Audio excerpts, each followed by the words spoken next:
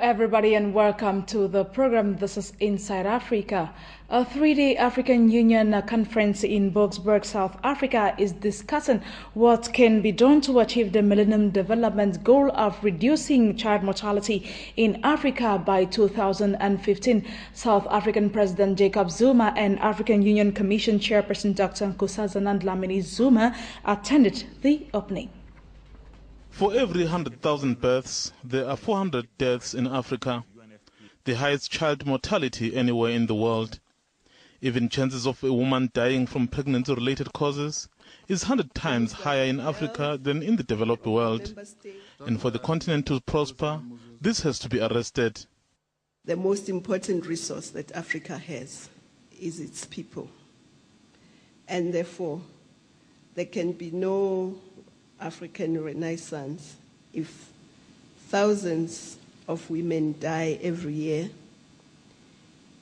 giving birth, and when our most precious and vulnerable infants and children are not able to grow up and reach their full potential.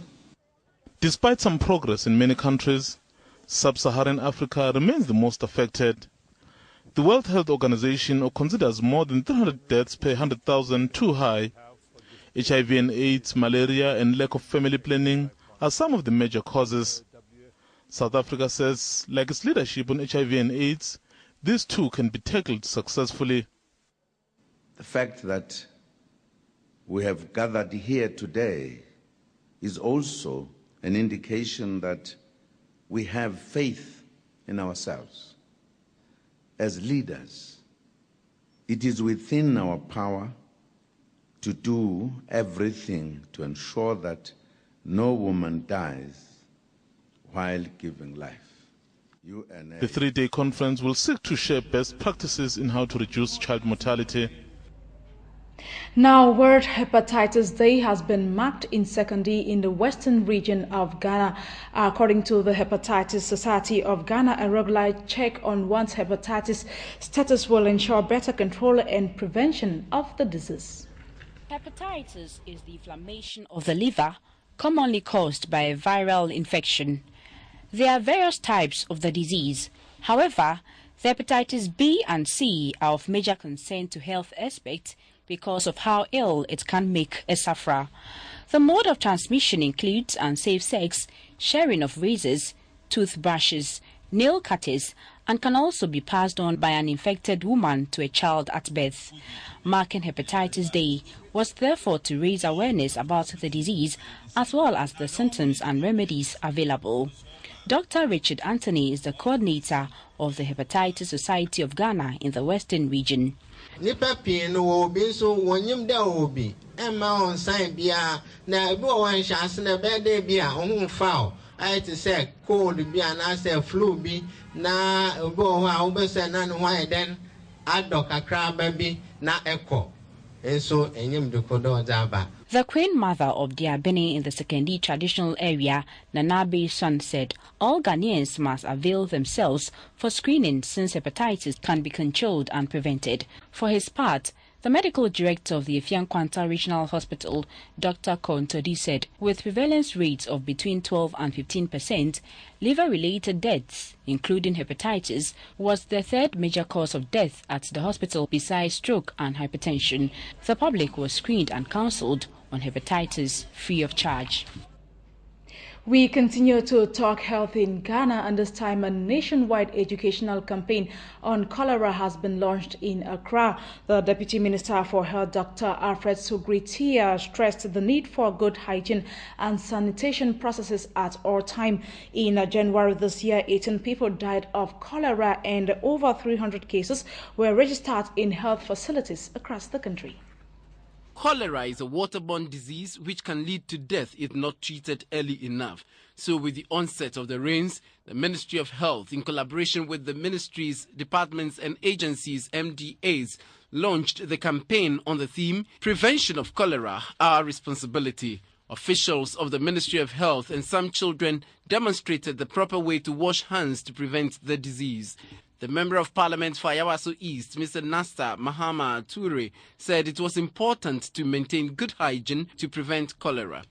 we cannot go about our daily business and work if we get sick. So it is the duty of all to ensure that our environments are kept very clean. The Deputy Minister for Health, Dr. Alfred Sugritia, launched the educational campaign. He said cholera remains a challenge in our part of the world, especially because of problems with the non-availability of good drinking water. He recommended some measures to prevent the disease. We shall propose that all schools and marketplaces should be provided with free but safe water, toilets and other sanitation facilities. A call went to teachers and parents to regularly teach the children to wash their hands before eating. Hand sanitizers were distributed to the public.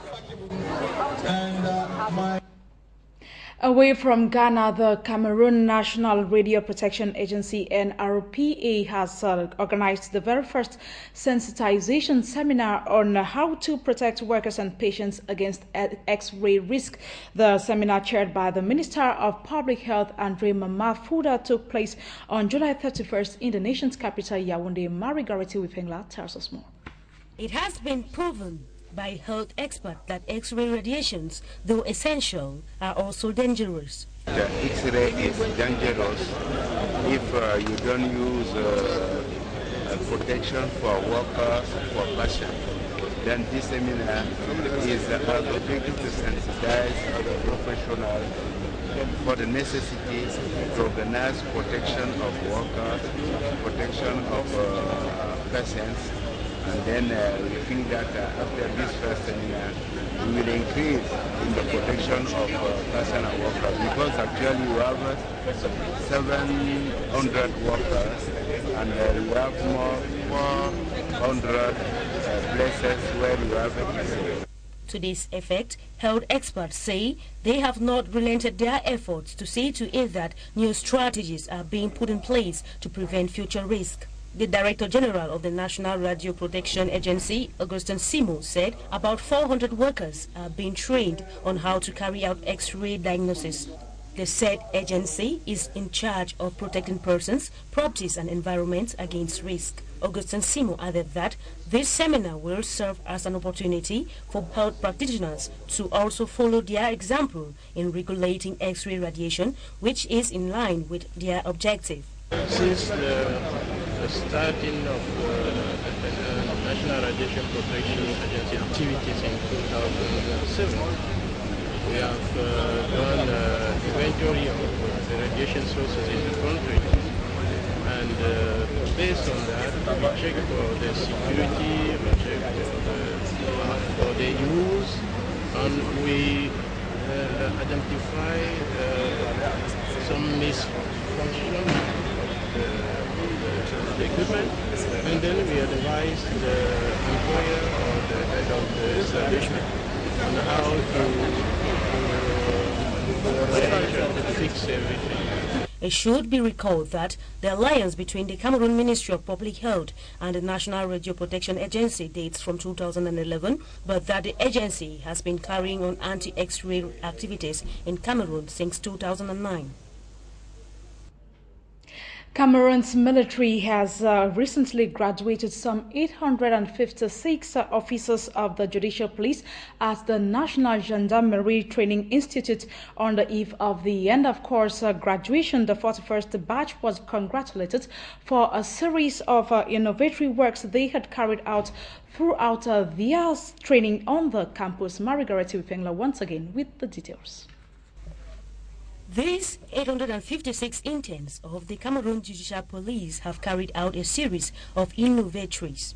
The rehabilitation of the esplanade of the Kangyayab Training Center, the renovation of the center's conference hall, the provision of a modern gate, reconstruction of a dilapidating wall to easy out drainage, amongst others, were some of these provisions provided by the interns. During the handover ceremony, the representative of the Secretary of State in charge of the National Gendarmerie in Cameroon, General Daniel Elokobi, said the entire staff is overwhelmed by this gesture.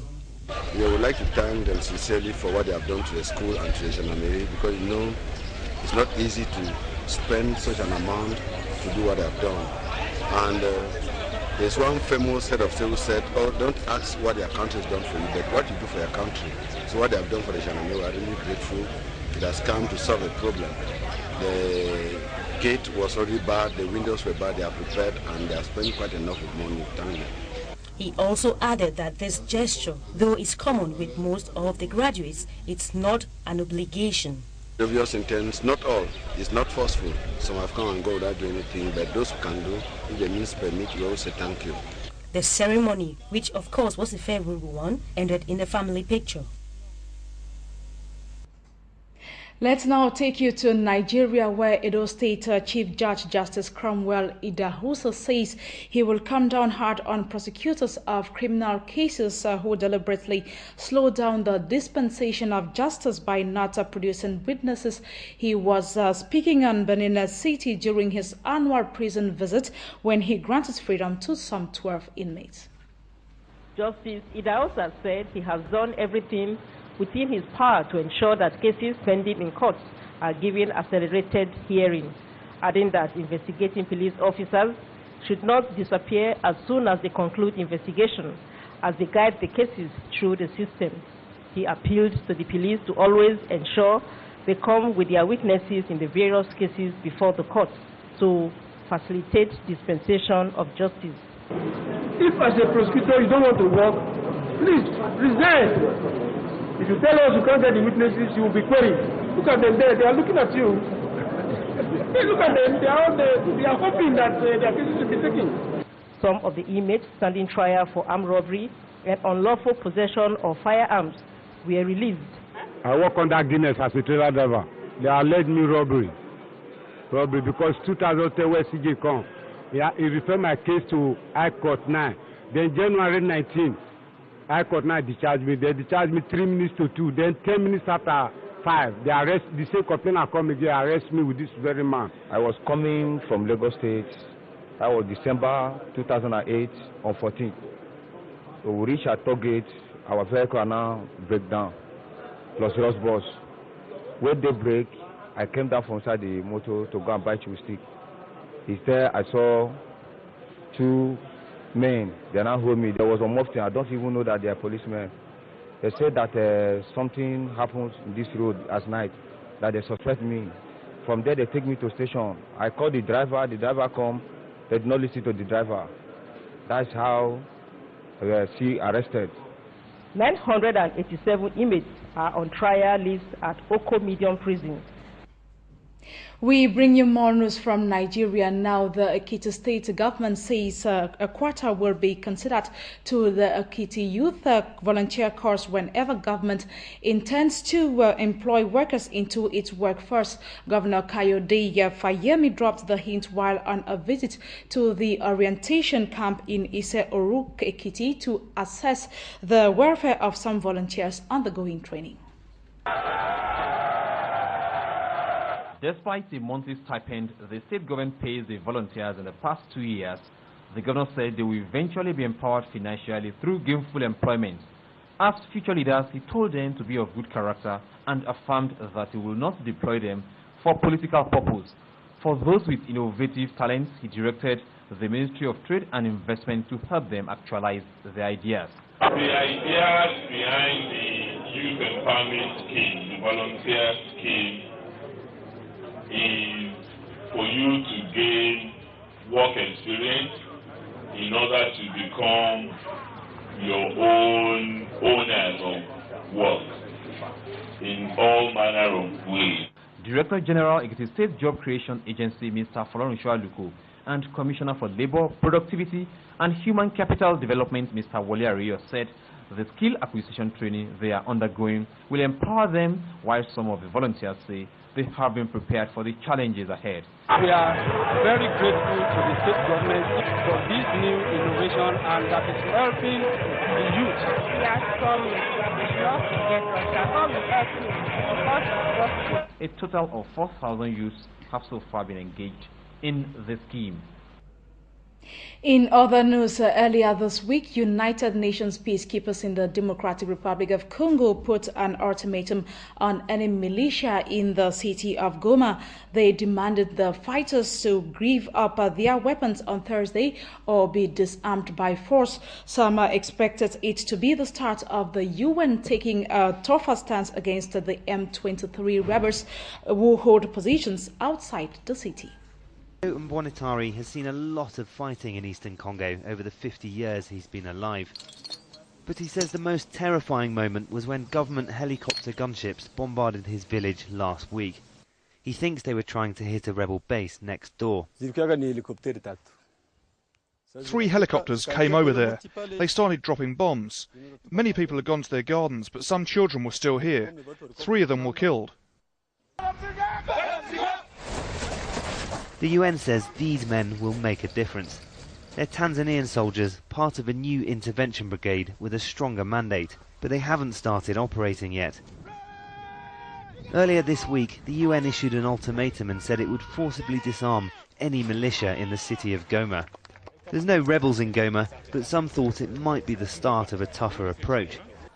The M23 rebels outside the city were clear: if the UN brigade attacks, they'll fight back. We are not a negative force.